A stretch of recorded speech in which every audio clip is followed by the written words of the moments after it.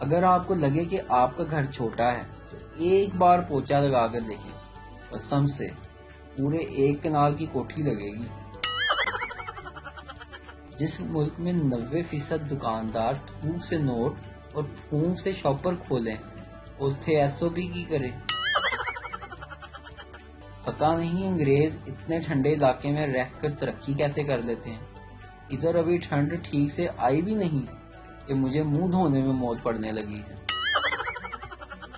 آج کل پیار کرنے سے بہتر ہے بندہ کمیٹی ڈال دے، یقین تو ہوتا ہے نا کہ ہماری ہے اور ہم کو ہی ملے گی۔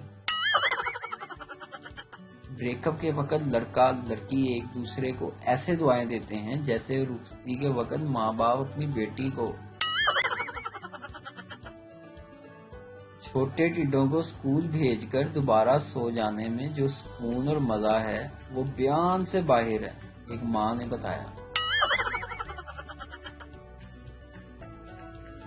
گھر کے بڑے چپ بیٹھے ہوں تو ان کی باتوں پر ہمیشہ کان دھرا کریں، کیا پتا آپ کا رشتہ آپ کی کالی کلوٹی کزن سے کر دیں۔